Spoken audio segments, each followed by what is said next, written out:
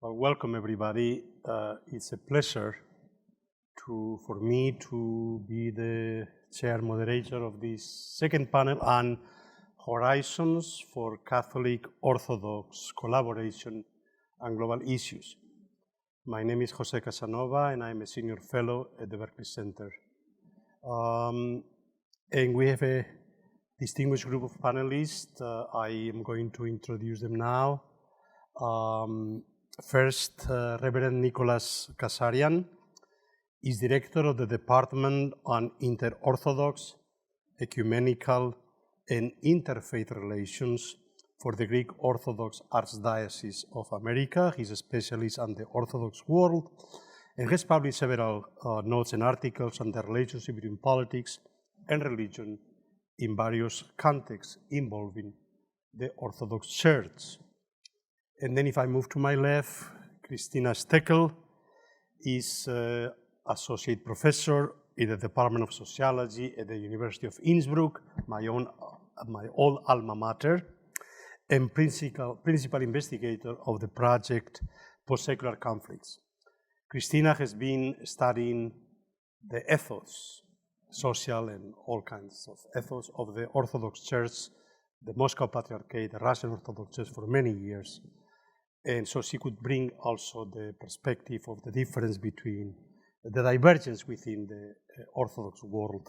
So welcome, Christina. And then finally, but not least, Gail Voloschak, of course being a Ukrainian name, is professor in the Feinberg School of Medicine, departments of radiation, oncology, radiology, and cell and molecular biology at Northwestern University. She's also associate director of the Saigon Center for Religion and Science at the Lutheran School of Theology at Chicago, and an active leader in the Orthodox Church.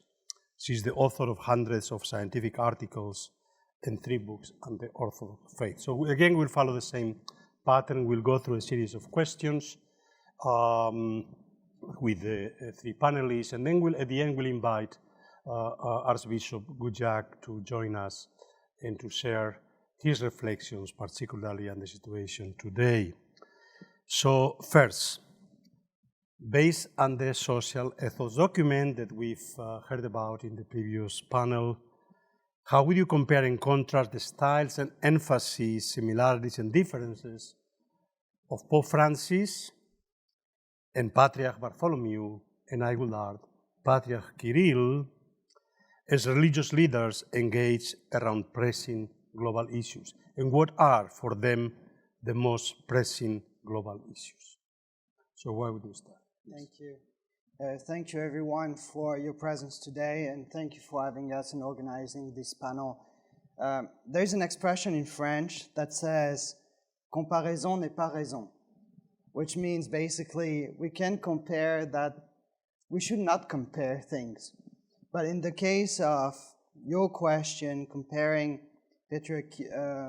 Ecumenical Patriarch Bartholomew and Pope Francis, I think it goes even beyond the social ethos, beyond the documents themselves.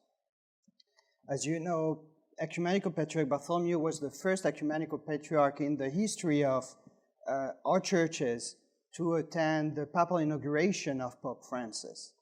And frankly, at the very beginning, when Francis was elected, coming from Argentina, the Orthodox were like, we don't really know who this guy is, and what will be his ecumenical taste, what will be his openness to the diversity of confession.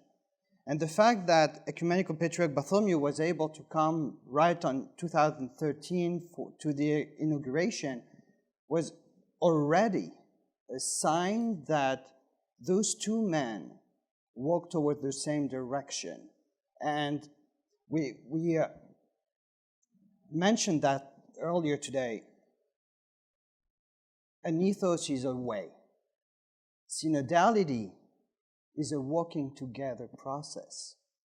And somehow, the very nature of Pope Francis's papacy found an echo into Ecumenical Patriarch Bartholomew's own tenure. These two men would walk together and continue to walk together in witnessing what not only the gospel and the teaching of Christ is all about, but they understand that the quest for Christian unity becomes the real landscape by which their social commitment on the global level becomes central. And if you look at the various events, the various times Ecumenical Patriarch Bartholomew and Pope Francis will come together since 2013, you will see that there was always a social agenda for them to promote and bring to the global sphere, to the global scene, the concerns of them as Christians and not only as heads of churches. The first encounter that comes to mind is, it was mentioned earlier today, 2014, the 50th anniversary of the encounter between Ecumenical Patriarch Athenagoras and Pope Paul VI. By the way, some self-promotion here. We are going to publish at the Archdiocese and at the Hellenic College Orthodox Press a beautiful book in June, which is the conversation that Ecumenical Patriarch Athenagoras had with Olivier Clément in France. The book was first published in 69 and 72. And that's the first edition publication in English for the 100th anniversary of the Greek Orthodox Archdiocese of America. Closing the promotion part. Good. 2014, they come together, Pope Francis and Ecumenical Patriarch Bartholomew go together to Jerusalem and celebrate what was really the reinitiation of reconciliation between the Roman Church and the Church of Constantinople. And this celebration brought with it a diplomatic dimension that would have the strongest effect on the relationship between Palestinians and Israelis. Because you remember, in the consequence of this meeting in Jerusalem, a week later, President Shimon Peres and Mahmoud Abbas will meet at the Vatican because of this very event itself. And I think it's really symptomatic of not only the social ethos, social dimension engagement of these two primates, but also the nature of the way they consider ecumenical dialogue. Ecumenical dialogue as a goal, which is the quest for Christian unity through the communion of the churches, but unity should come with peace, and that's exactly what this event has shown. Well, thank you. So we have reconciliation between the first and the second Rome, and yet the third Rome now and the second Rome are really, really at a very, very tragic division. As we've mentioned, the Great and Holy Synod of Crete that was boycotted by the Russian Orthodox Church and the other churches, which are also now silent on war. So you have already a division, a clear division there, and then was reinforced by the Tomos of Autocephaly to the new Ukrainian Orthodox Church that led to basically the declaration of war against Bartholomew and the declaration of war against Ukraine. To a certain extent, this was something that led. So what has happened? How can you give us the view of Kirill? How does it the similarities and differences on these global pressing issues? What is their position? So I understood in my role in the meeting today to give you some insights into the social doctrine of the Russian Orthodox Church that was also mentioned before. That was the one that was published in the year 2000. It's more than 20 years ago. And as we've heard today, if the attitude of the social ethos document of the Ecumenical Patriarchate is to confront the question of how the church should be in the world, I think the attitude of the social doctrine of the Russian Orthodox Church of the year 2000 is really how to defend itself against the world.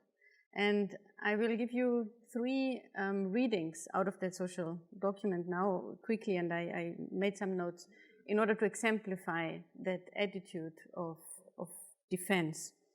So there was one passage in the social doctrine in the section on church and state, which received a lot of attention when the document was published. And I should add that the document has three distinct sections on politics. It has church and politics, church and the nation, and church and state. So in the one on church and state, apart from not endorsing a political order as preferable, the church says it reserves itself the resort to civil disobedience. If the church and her holy authorities find it impossible to obey state laws and orders, after a due consideration of the problem, they may take action. And one of these actions, the last resort, is appeal to her faithful for peaceful civil disobedience. Now, what sounded at first reading like a really new chapter in religion-state relations in Russia, a window towards autonomy and even resistance, that was put into an entirely different light from the commentaries that were then published in Russia, in Russian, on that particular passage. And there is one commentary in particular, which is very revealing, by an author called Vladimir Petrunin, who says that this statement speaks for an attitude of political hesychasm. So an appeal to the ascetic and monastic tradition in Orthodoxy, where, yes, political hesychasm is a form of civil disobedience. It is a form of self-empowerment of the church, and it is directed against the state in the case that that state would turn too pro-Western, too secular, too democratic, too liberal. This is one of the commentaries by that particular author, but the commentary in the book received an endorsement from Metropolitan Hilarion. And that very same idea of political hesychasm as a last resort of resistance to a state that sets out to threaten orthodoxy became the leitmotif of a film that was published or produced a few years later by Tikhon Shevkunov, The Fall of the Empire. It's the film on the fall of the Byzantine Empire, no, not under the Ottomans, but under Western Crusaders. And the argument of the film is that Byzantium falls because it's already weak, because the leaders have already started to talk to the West. And in that moment, it's the church, the Byzantine church, that as a last resort, that's the idea of the political hesychasm, has to resist. This idea of resisting, we find that in the book, but we also find it then in a number of think tanks that have been developing in the last years with the title, the concept of katechon in the title. So there's a think tank called Severnit Katechon. Konstantin Malofeev, a conservative oligarch that finances many of these initiatives, has a think tank called Katechon. There's the website of the Tsargrad Tivu, so the monarchical city. So we see that ideology of disobedience from the state, in a way, at work today. But of course, now they don't need to be disobedient to the state because the Russian state is basically doing what they endorse.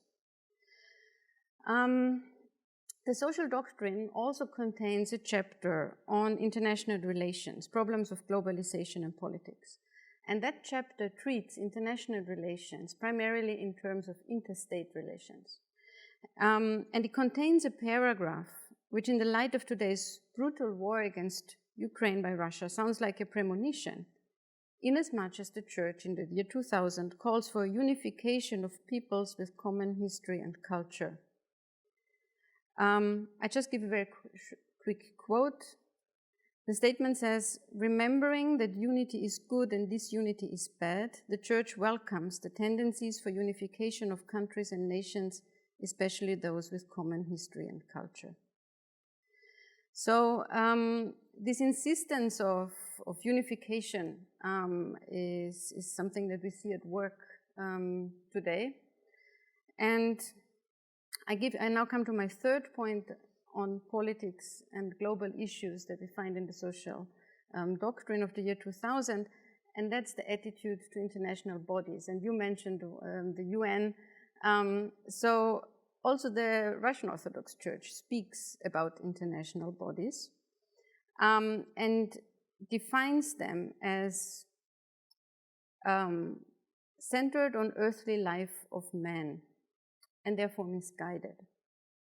And the Church vows to work towards instilling a religious viewpoint into this system, something that we've seen the Russian Orthodox Church doing. In the year 2008, they published another doctrine, the human rights doctrine of the Russian Orthodox Church, and they've turned that into a program.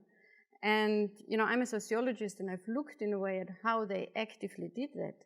The Moscow Patriarchate has become active at the level of the United Nations Human Rights Council, the Council of Europe, the European Court of Human Rights, and the OECD. With diplomatic means, they established offices in Brussels, in Strasbourg, and to the OSCE. And in my publications, I've called the Moscow Patriarchate a moral, conservative, global norm entrepreneur. And I still believe that it's an important key to understanding the Russian Orthodox Church's approach to global affairs. A moral norm entrepreneurship, a strategy that, as I said in the outset of my statement, is about defending oneself against the world, but it's also about manipulating the world. Thank you. Professor Woloschuk, you are... I can sort of bridge these yes, exactly. two comments. So I'll probably talk, I'm going to address my comments to the science part of it because that's the thing I know best. And let me make a few comments first about the patriarch and the ecumenical patriarch and the Pope, and then I'll pull in Kirill and the document of 2000. So, you know, I'm involved in science-religion dialogue for many, many years now, and I will say that probably the best partner we Orthodox have are Roman Catholic theologians, Roman Catholic scholars.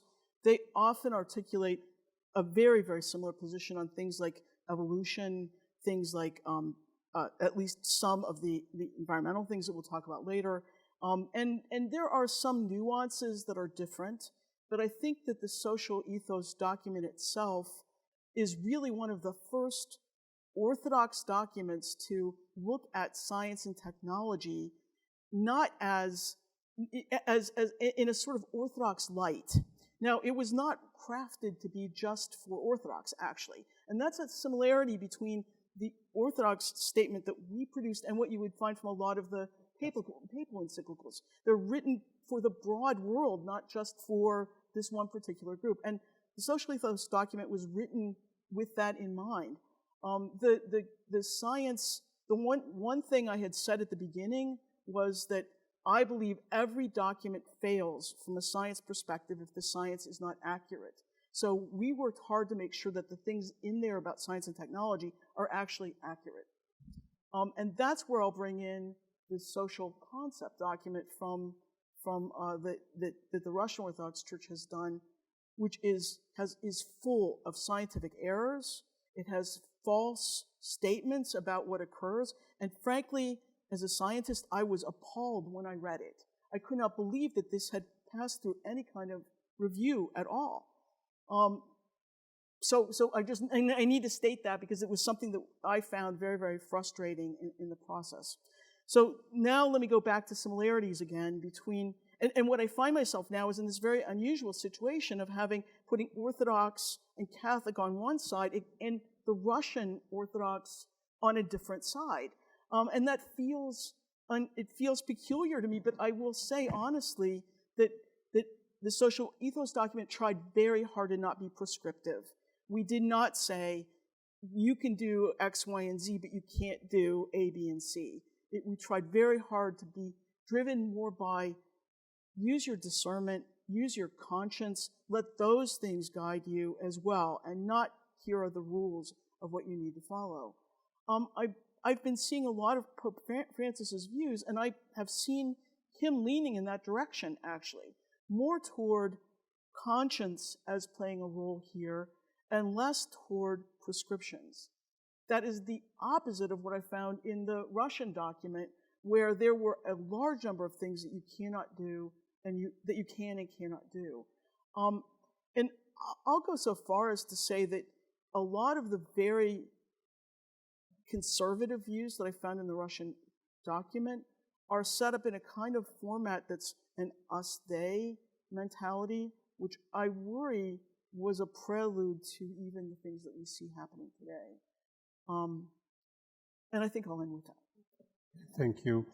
Obviously, one of the global issues which they have addressed both and that they have in common is the focus on ecology and the care of creation. We mentioned before the references. Obviously, when you see Laudato Si, it's the first time that a papal document makes reference to an Orthodox patriarch, right? So obviously there is a lot of here you could say that the ecumenical patriarch was the pioneer on this issue. And so how have both leaders approached the challenge of climate change in particular in their international diplomacy and in their collaboration with each other? And what has been the position of the Russian Orthodox Church on this same issue? So I will ask both of you first, and then I'll give, so please. Sure. It's a question about the methodology here. I think we can agree that the Catholic Church and the Orthodox Church are looking in the same direction when it comes to the protection of the environment. Doesn't maybe start from exactly the same sources or the same experience. There is also a clear mystical dimension, which is actually present in the title of Laudato Si itself. But I would say what's interesting to me is the way the question of the protection of the environment, starting with these first encyclicals of 1989 with Ecumenical Patriarch Dimitri, will create a momentum across every Christian denominations and jurisdictions. And we have seen other confessions and ecumenical bodies embracing the question of the protection of the environment through various means, but I think the encyclical of September 1st has become really the symbol of this engagement. And just... I mean the one with the Archbishop of Canterbury, the three of them. Yes, so that's what I wanted to say. It started in 1989, but it gained a momentum where the World Council of Churches will start having its own message. The CEC, how do you say it? Council of European Churches will have its own document. The Catholic Church will have its own document, but then the churches together will have their own. And this year, in 2021, for the first time, Archbishop of Canterbury, Pope Francis, Ecumenical Patriarch Bartholomew will publish for the first time a common statement. I think it speaks also to the nature of ecumenical dialogue. The fact that we're in agreement on the urgency of what's happening on the planet, the urgency of climate change. But if we only speak as individual churches, we'll not have the same effect. And actually, on just the communication strategy level, coming together for the first time raises awareness, because this is the first time. Maybe the enthusiasm will not be there the second time, but there is a desire to explore new ways of raising awareness to what is happening on our planet, and raising awareness also on the commonalities between the churches. And the dialogue that Laudato Si has created by engaging the Roman Catholic Church on these issues has brought a new, I want to say, a new force, a new strength, a new desire to engage in a conversation, an ecumenical conversation that will embrace these questions. Going back to what happened at the Holy and Great Council in Crete, I mean, Father John is the one who should be talking about that, so I'm a little bit ashamed here, but it was very impressive during the council in Crete to see how the question of the protection of the environment will enter into the document on the encyclical of the council, the message of the council, and then on the document regarding the Orthodox Church and today's challenges. So in 3 places of the council, you see this special attention to the protection of the environment. But there are so many other things we can do together. And I'm thinking, as you know, coming from France a little bit, I will tell you about this experience there. There are monastic communities that are looking at the monastic tradition in the Orthodox Church, but also in the Catholic Church, and some Protestant confessions also have some monastic denomination. They are both all looking into how reconcile the care for the environment and their own monastic vocation. This is an example of ecumenical collaboration that goes beyond the encyclicals, because it speaks to the heart of what it is to be a Christian in our relationship to the creation. Before I go to one of the references, going back to what Gian Borelli pointed out, in the Laudato Si is not the authority, right? It's not only previous popes, but it's a lot of the Conference of Bishops, the Latin American, the African, the Oceania, that are precisely, it's kind of the voice precisely of the globe, of the planet, being brought into this teaching of the papacy. This is one of the areas in which science and faith are coming together. So please. Yeah, so the beauty of this social ethos document is that it recognizes that the environmental problem is both personal and collective. And it calls upon this transformation of each person, this need for what we call metanoia, or a turning about of how we do things. The Patriarch has been, I have to tell you, he's been such a driver, he's an inspiration, I think, to the whole world for what he's done. And he was, I believe, the first person to call what we are doing to the environment a sin.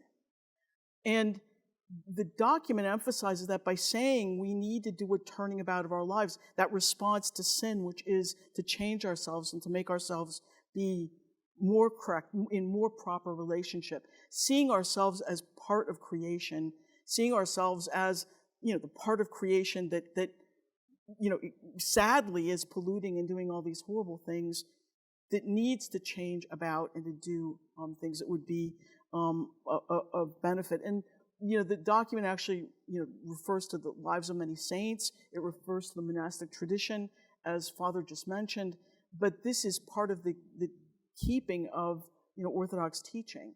Now, the Laudato Si, which came after the Pope's, it came second. I have to say that. He was the one that said it first. But it did. In fact, Father John Chrysovsky was in the room when Laudato Si was being done, as was Metropolitan John of Pergamon. So there was an Orthodox influence on that document, and I think you can see that influence in the document that came out. And for that reason, much of the social ethos document, which again Father John was heavily involved in the environmental part of it, you can see those similarities. But it's not because there were similar people writing them, it's because the views are similar. And that's the beauty, is that I think that this is a place where Orthodox and Roman Catholic thought can be joined together very, very beautifully. One of the things, when you do science-religion dialogue, one of the things we talk about is how sometimes you can talk about what your faith teaches about every little detail. Like, what do you believe about the creed, and what do you believe about this, and what do you believe about that? But when you can talk about something outside yourselves, like environment, you find a unity in that. And I think that this is a place where we can really stand on firm ground that there's a unity in environmental issues. That's really all I have to say. Thank you. Of course, it was after the Holy and Great Synod Council that actually then the Moscow Patriarchate became interested in meeting with the Pope Francis to balance, to counter. So what is on this issue? I mean, it's a very different type of a strategic alliance that Moscow was looking for. So what is the position of the Moscow Patriarchate on this issue? On ecology. So the social doctrine contains a chapter on ecology, and I admit that before your question, which you sent beforehand, I hadn't paid attention to it. So I want to give you an overview over what it contains, and then point out one angle of interpretation which has not been mentioned yet. So the social doctrine identifies ecology with the natural world. So it speaks about soil, water, air, fauna, and flora. And it identifies human activity as the culprit of destruction and pollution of the environment. It addresses ecology also as a question of fairness. It calls for a fair distribution of natural resources, which are common human property. And the social doctrine of the Russian Orthodox Church actually goes into considerable detail in approving and describing measures that can be geared at containing environmental damage. For example, it contains create power-saving technologies and wasteless plants which can be fit at the same time into natural circulation, introduce ecological education and training, make joint efforts in protecting the environment on the basis of broad international cooperation.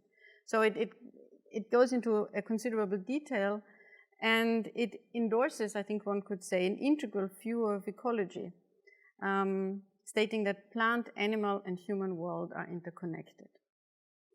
The ideal anthropological image in the social doctrine of relation of man to the creation is that of the Christian ascetic. So we are back to hesychasm, but in a different key than what I mentioned before.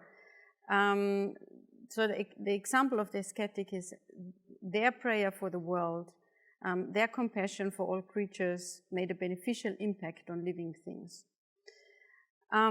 So saying in a way that the ideal relation of man to the environment is both practical and spiritual, also then carries on the document to say that the ecological crisis is also a spiritual crisis.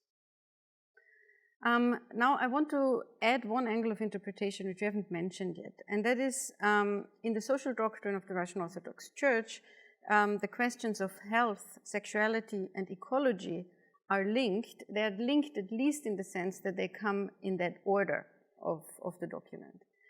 And homosexuality and transsexuality, there's also a large chapter on that, are presented as disordered nature. And in that sense, the Russian Orthodox Church does something with ecology that actually we've seen also in Catholic social teaching on the matter, namely that it links the idea of nature with a natural gender order, or it links homosexuality with an unordered nature. And I think this is problematic, because what it leads to is that legitimate concerns of environment and ecology over nature can be used to oppose or to create, in a way, a reality that is then considered unnatural.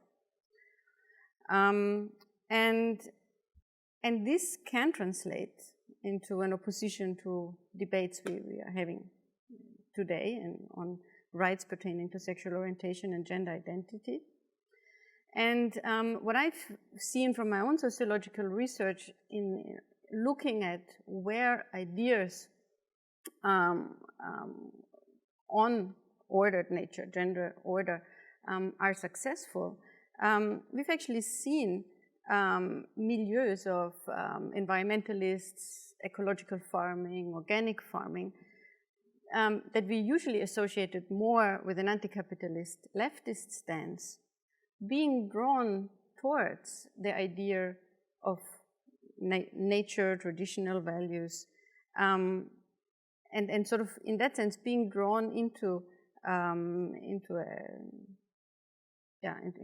attitude of more of confrontation and with society and pluralism in a way, and diversity.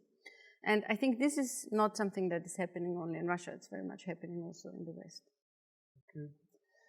Now let's move to the question that we sort of heavy on us all, this horrendous war of aggression in Ukraine. Obviously, Gail, this is special personal to you, it's special personal. I'm half Ukrainian, my son is Ukrainian, so I'm half Ukrainian. Has raged now for 6.5 weeks with terrible consequences. For sure, it has changed the title of our lecture or our panel, the horizons for our Catholic Orthodox collaboration on global issues. Indeed, the most pressing question, I would say, at the moment is how might we imagine and pursue deeper ecumenical cooperation in the service of peace. Might Francis and Bartholomew have a leadership role to play? What role can Catholic Orthodox and particularly intra-Orthodox relations play in securing peace immediately and in helping to establish the foundations for a lasting just peace and for reconciliation regionally and globally? And here I would like to think the fact that in Ukraine you have 3 Kievan churches, each of them with the same title, Metropolitan Archbishop of Kyiv, one in communion with the Bishop of Rome, one in communion with the Ecumenical Patriarch, one in communion with the Moscow Patriarchate, to which extent Ukraine is both the problem but also the place where we have to find the solution for this ecumenical dialogue.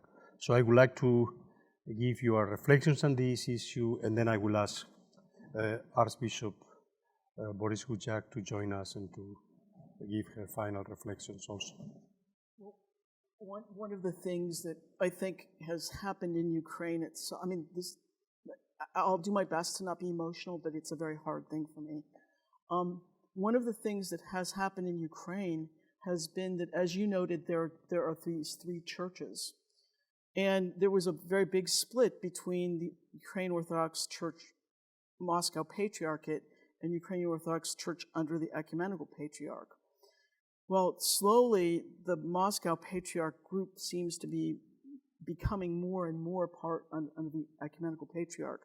I mean, it's a very bad consequence of war, but at the end, one good solution might be that there's more unity. And the cooperation between Ukrainian Orthodox and Ukrainian Catholics in Ukraine, most of my family is actually Ukrainian Catholic, they live in Western Ukraine, and the cooperation is much, much greater than it's ever been. So, the good consequence might be that the church in Ukraine becomes much more united, much more cooperative with each other than they ever had. The bad news, of course, is that the attitudes against Russia, anything Russian, even Russian people. I've been on conference calls talking about the situation in Ukraine with Ukrainians, and they beg us to not say that Russian people are good and that it's all just Putin. They beg us not to say that. That's how strong the feeling is in Ukraine right now. I think it's going to take, the war is going to persist, they say, for a while. It is going to take a lot of healing for this to take place, and we're probably going to have to give Ukraine time to heal before we're ever going to have some sort of reconciliation with Russia. I think it's going to be very, very difficult. I think it will be the task of the Ukrainians. It was the task of the French during World War II to open the conversation with German Catholics. And it was the role of the Poles to enter the conversation with German Catholics, right? So in this respect, I mean, we'll hear from Archbishop Guillac, but please. So I would like to bring a different approach here. And so we've touched on, the intra-Orthodox lack of unanimity with regard to what's happening in Ukraine. I would like to also to be cautious in the way we're using ecumenical relations in judging what's happening there as well. Because we have all heard the call from Rowan Williams asking for the Moscow Patriarchate to be expelled from the World Council of Churches, for example. The other side of that is the temptation that might exist to use by the Moscow Patriarchate to use ecumenical relations in their favor. And I have to say I was very, let's say, concerned by the two conference call Kirill organized with Archbishop Welby from the Anglican Church and with Pope Francis. Because at the end of the day, that gave them an opportunity to bring forward their own agenda and their own propaganda, even though it might not be received as such in the West. At least in Russia, they can say, look, we are important. We're so important that even the Pope wants to talk to us.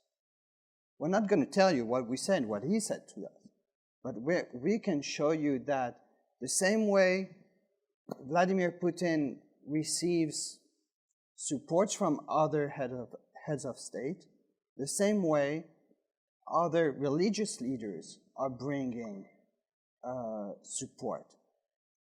And then when Pope Francis came back from Malta, I think you all remember, you've seen that, he said, we are preparing an in-person meeting with Patriarch Kirill, perhaps in the Middle East in the next few months.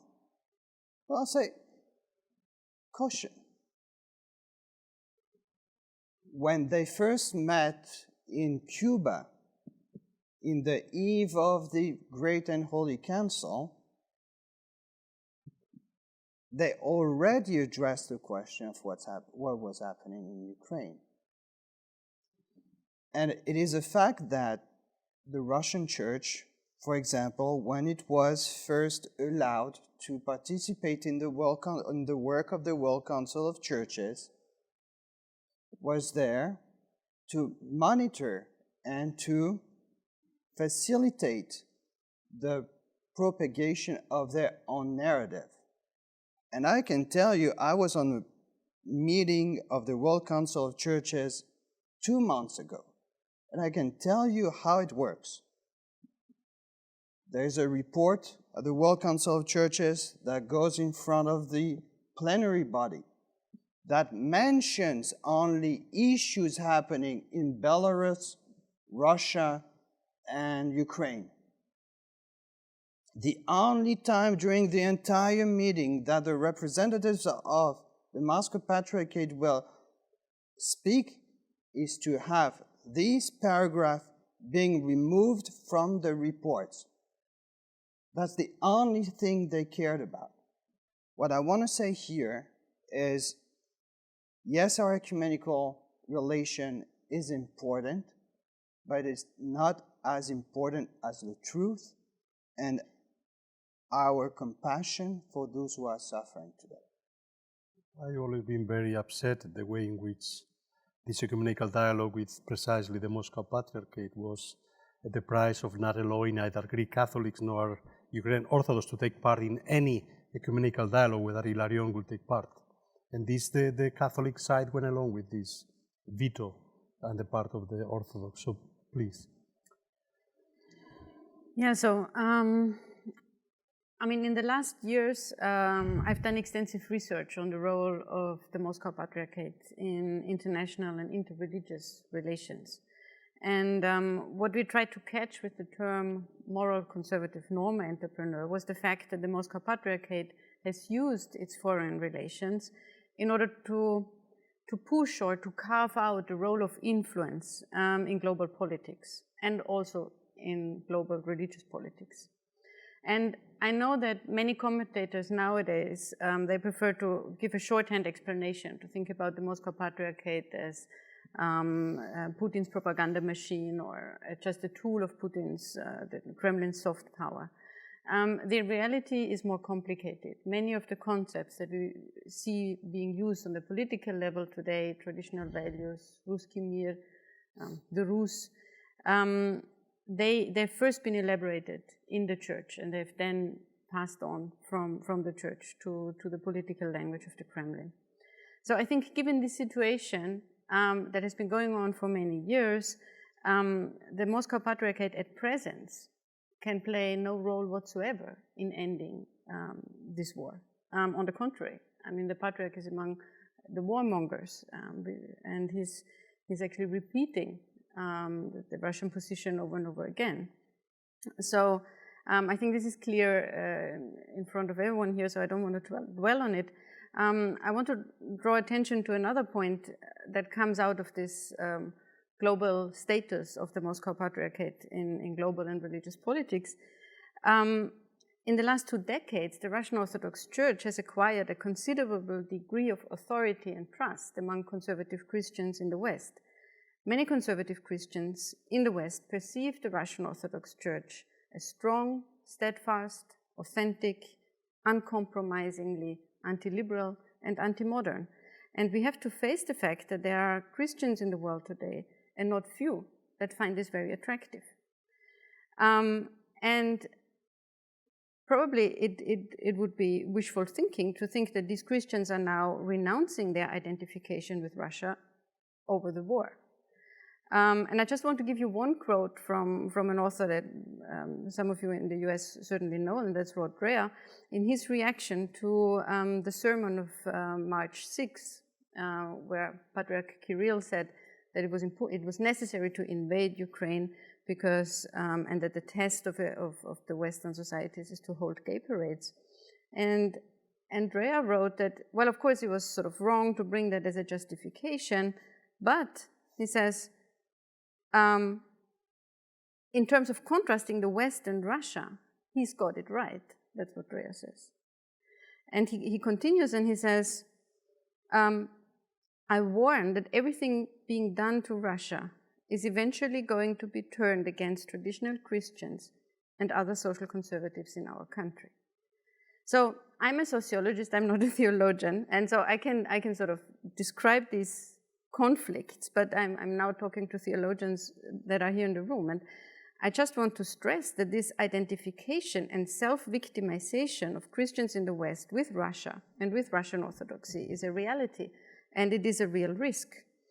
And I think this is something that theology has to address, find a way of dealing in a way with hysteria, but also with fear in our own churches, in your own churches, in order to overcome that culture war divide, which the Moscow Patriarchate has been learning and writing and propagating very successfully in the last years. Thank you. Obviously, the Ruski Mir has always a dual dimension. One is the intra-Russian dimension of claiming Ukraine does not exist and has not right to exist independent of Russia, so the annexation. And the other is, of course, the role of the Russian Orthodox Church in the global, precisely, defense of traditional Christian values. And this, I mean, you can go to the first lecture of 2004, which then Bishop Hilarion gave in Melbourne, and you have there the whole attack on the West and secularism and liberalism, and on Russia as the defender of Christian tradition. And in 2005, in the meeting on the Europe of Dialogue, where you have a dialogue of the three Abrahamic religions, the three Christianities, Hilarion clearly presented what later Espadaro would call the ecumenism of hate. I will ask Your Excellency Vladeko Borys Prosu, please join us and give us your reflections and you know this from inside out, all these issues. So please, help us. Thank you, Jose. Thank you, dear panelists, Father Nicholas, Gail, and Christina, and dear friends. I'd like to speak about the immediacy of the moment, maybe complementing what has been said, and then turn to a broader vision, and one which I trust can be a source of hope for us. The situation is very bad, and it is getting worse, and it might get much, much worse. What was discovered this weekend is, I think, the tip of the iceberg. There's more occupied towns that will be, formerly occupied towns that will be investigated, and we will see the numbers of the massacred multiplied. We don't see what is happening in Mariupol, but I think we would be naive if we say we don't know what is happening there, where there's still 100,000 people that have been deprived largely of electricity, food, and food delivery and water for the better part of a month. I think the casualties there and the atrocities there, the war crimes will dwarf what already is shocking the world. And there's no telling if it will stop at these points, because the rhetoric and the hatefulness is explicit. On February 21st, on that Monday before the war was escalated on Thursday, President Putin said it all. There was no Ukraine. What is hapless, hopeless, and there will not be one. We will take care of it. And the language and even the term of the solution, the Ukrainian solution, is echoed on many podiums and even from pulpits. So things could be much worse. And it's shaking up the world. I think it's shaking up all of us, even those who previously never looked that way. It's shaking people up, and it's surprising a lot of people. And here is the problem, because there are so many precedents and there's so many trends that were underway for such a long time, and there's so many explicit expression of intention that our surprise is actually a result of us not wanting to hear, not hearing. And it's been at the highest level. I mean, German and French and Italian foreign policy is profoundly discredited.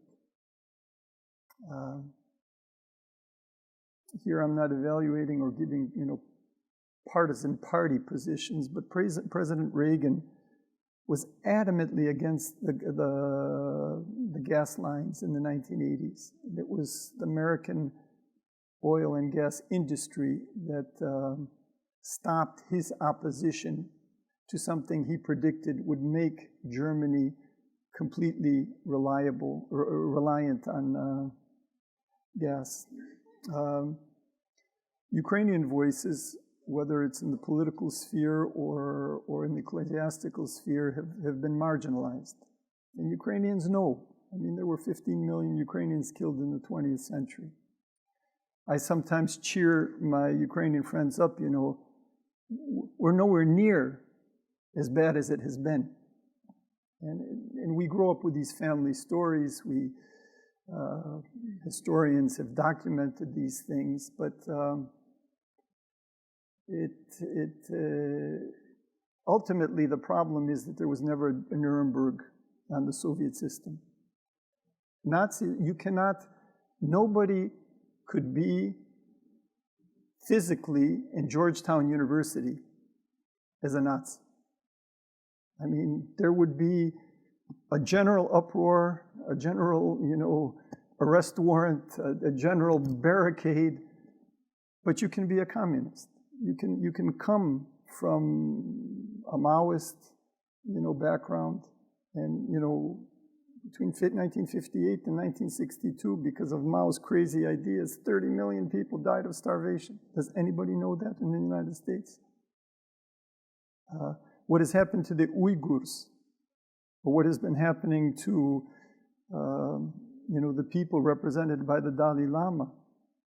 It's there, but, you know, we gave all our technology to China.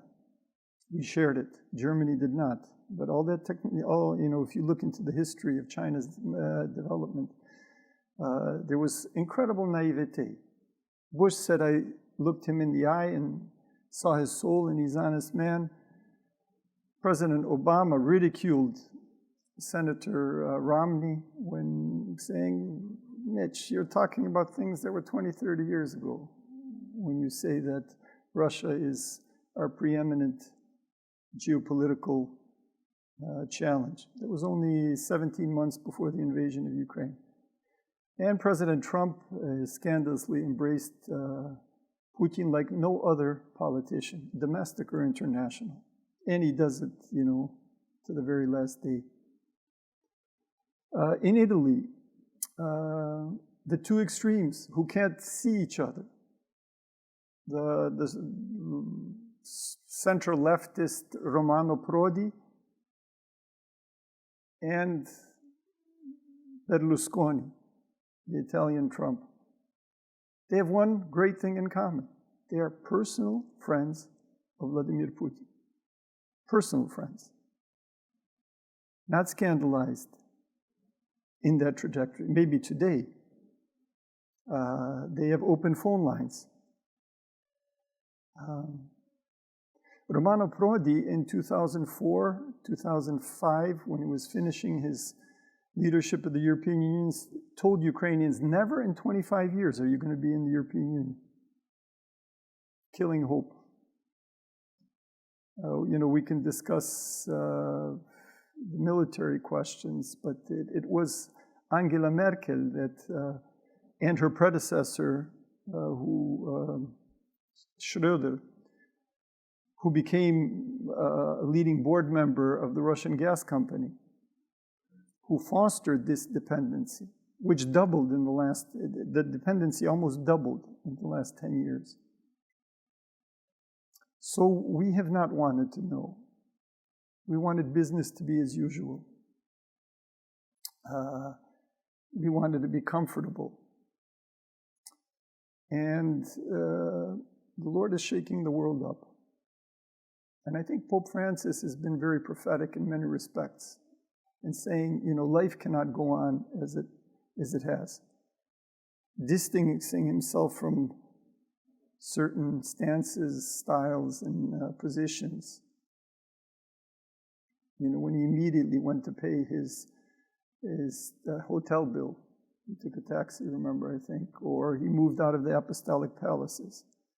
Now, some may say that's a bit of a show, and symbolism is show. But I'm not so sure that it's in God's providence that there will always be a giant Vatican and a giant St. Peter's. Does the salvation of the world depend on that? I'm here hosted by sociologists, and statistics and numbers are very important, but I think they have very little importance in the gospel. Jesus had only a few followers. There were not that many in the first 3 centuries of Christianity. 200,000, 300,000. Today, there are more Christians, there are more Catholics. I don't know if there are more Orthodox, probably more Orthodox than there ever been in the history of humanity. And we, some wings of the church say we're in great decline. Well, when we see, Christians killing Christians, we are in decline. There's the climate crisis. We are hearing in these weeks that the goals that have been set will not be met, and that this will have severe consequences. This war we have the immediacy of it. We have Bucha, Borodyanka, the other towns north of Kyiv. We have Mariupol. But there will be hundreds of thousands, if not millions of people starving as a result of that war. And that story is just beginning to come out. The interconnectedness and how the shakeup will be very big. So being stuck in this immediacy for the last 41 days and in weeks before, because those of us who were close, we were kind of running around the world. I was in London, in Paris, in Rome, in Ukraine in the 4 weeks before the war began. I think it's very important to step back as Christians. And without relinquishing, our true feelings about what is immediate, without shirking responsibility, because we have it. We can't turn away. We have to do every day, every hour, every minute what we can. But I think it's also important to realize that often when we've not always done the right thing or the best thing. And there's a great history, and there's a great future. The immediacy, the dictatorship of the contemporary, the hubris of our time. We've arrived. There were those backwards people some time before, and we're just on a road to progress. All of this needs to be revisited. I don't know if there's any natural scientists here. What the astronomers change every few years. How many years is it since the Big Bang?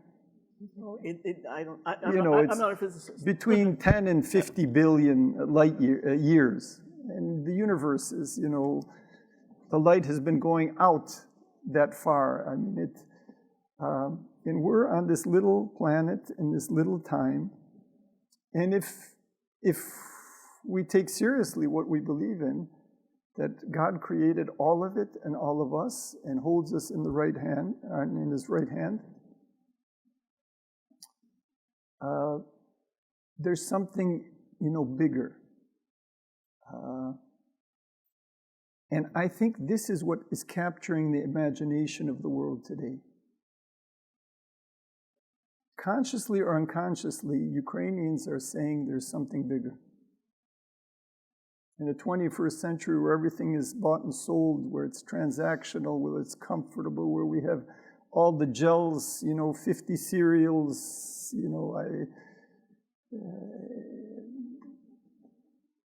all the possible vacations, where we live, especially I think in younger generations who are in many ways idealistic, but they live for experiences, afraid of commitments.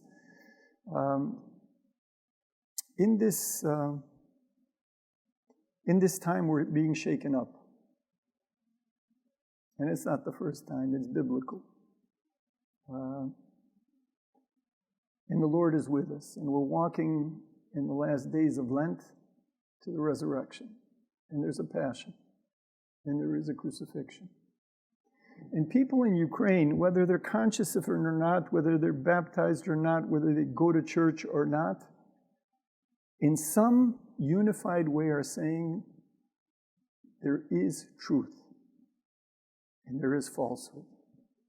There is light and there is darkness. There is life and there is death. And we're going to live for these principles and for these values. And if necessary, you know what? We're going to die for them.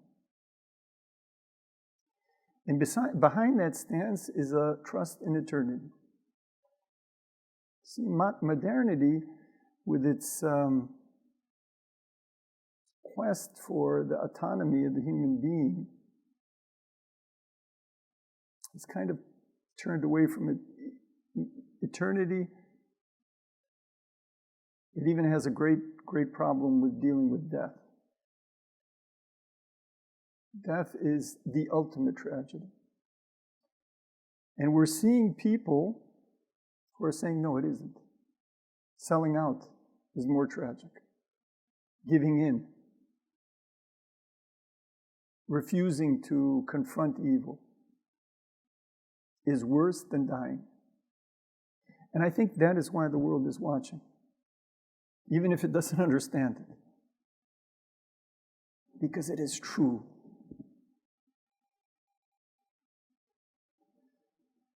And so, that's what I want to end with. The truth will prevail. We might not be here in body, to experience it, but the Lord is awaiting us at home in body on the other side. And so I think there will continue to be a big shakeup. And Pope Francis, who himself calls himself a sinner, who is hardly, expert in Slavic affairs, although he says, glory to Jesus Christ, slava Isusu Christu, because he had a Ukrainian priest that was one of his educators in Argentina as a child. And in Argentina, he had a younger bishop colleague, his Beatitude Sviatoslav, whom he helped in many, many very touching ways in the short time they were there together. In 2010, 2011. Pope Francis has been prophetic, and other things he has not seen. And many politicians who are very educated. Romano Prodi is called in Italy il professore.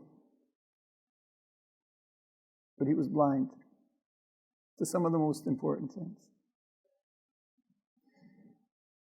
When we look at the poor and we look at the suffering, I think we are more likely to see true things.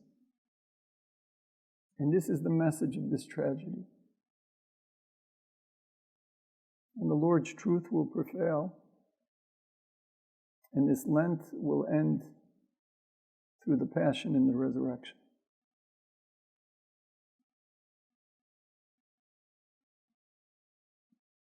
So I want to wish all of you a true Easter.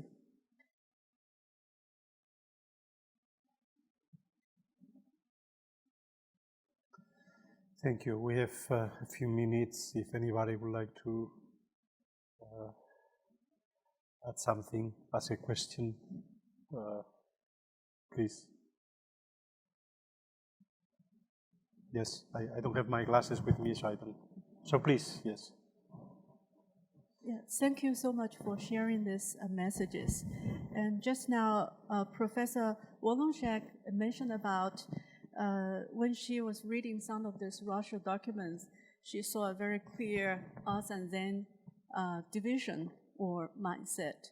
And I would like to ask if this kind of mindset, a more modern phenomenon, as also Professor Stockel mentioned about more conservative force, and is it something in the Russian Orthodox Church, something like more liberal, some tension between liberal and more conservative force within the church, or should we go back to the early foundation of Russia as an empire for more than 700 years ago, or should we even go earlier back to the last or the end of the first millennium the division between the two churches. And thank you so much. I'll address it. I think you have to be careful, because while this document is official, I'm not sure it actually reflects the true mindset of Russian Orthodox Christians. I know many Russian Orthodox Christians who totally disagree with this document, who have tried to put up arguments and were moved from parishes in Moscow to parishes in Novosibirsk. I can even name names. So I am not certain that this document is an official document that was written by officials. I am not sure it reflects the ethos of the Russian Orthodox Church. It reflects what the official view is of the Russian Orthodox Church. Would you like to be written on these matters back to I'd like the to Council of Flores, the Council of Brest? Yeah, well, there's probably a dinner time scheduled. But what I wanted to say just about, what Gail was saying, because this is important. What I want to explain what you're hearing from people in Ukraine when they say, don't say Putin is good and bad and Russians are good. They're saying it's not that simple. They're not saying the people are bad. But they are telling you what the statistics are. 83% of the population are supporting Putin. Are they good or bad? Right now, they're supporting Putin. There's 40,000 priests in the Russian Orthodox Church, Moscow Patriarch, 40,000. Not all of them in Ukraine, in Russia, but most of them in Russia. Only 300 have signed a petition against the war. It's less than 1%.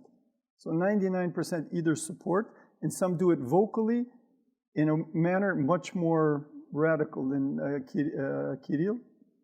The professor of homiletics in the Moscow seminary said, yes, of course, we support Putin.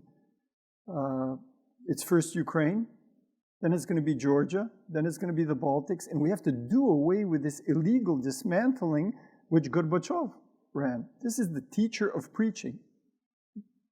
The priest that leads preachers. It's online. So I'm sorry. So I commend to you an article that came out yesterday in Time magazine by Yaroslav Hrytsak, a close friend of mine and a colleague, who says, it's, a one-pager, Yaroslav Hrytsak, that it's not only Putin. There is a culture, a memory, an identity of empire and colony. We see how long it's taken the U.S. to make progress in the rights of racialized minorities. We haven't arrived, and it's been so long. There's attachments to what was. This university is being incredibly prophetic now about its own failures, 200 years ago. And if the Brits gave up empire, the French, the Germans, the Austrians, you were imperial people. We called you the best conquerors we ever had, the best occupiers. I told Cardinal Schönborn that, he blushed a little bit. But, it's true. The city I lived in was, part of the Austro-Hungarian Empire for almost a century and a half. We've turned away from that to a large extent, but we still need the conversion and the repentance. That is all in the future for Russia. Russian liberalism in the 19th century, in the 20th century, in the 21st century stops at the Ukrainian question. Joseph Brodsky, famous poet, when Ukraine became independent, wrote a hateful poem. It's quoted in that Time magazine. One of the greatest literary critics in the middle of the 19th century, a liberal, anti-Tsarist, he criticized the greatest Ukrainian poet. because he was arguing for Ukrainian dignity. Solzhenitsyn turned out to be, on the Ukrainian question, a chauvinist. Gorbachev, you can go down the line. Navalny today. Navalny, he said annexing Crimea is fine. It is, am I saying Russian people are bad? I'm saying they've got a problem. And if we don't recognize that, we will continue the line of Prodi and Berlusconi, Bush and Obama, Angela Merkel and Trump, because it's an illusion. It's not true. It's not the truth. A culture of colonization has deep problems, especially for those who are colonized. And unless that is recognized and corrected, the problem will persist. That doesn't mean condemning everybody. It doesn't mean condemning, everybody that is a racist, that is an imperialist. But the diagnosis has to be clear, or the cancer will continue. Well, on this note, Your Excellency, thank you to the panelists for these reflections. Thank you so much to all of you. Thank you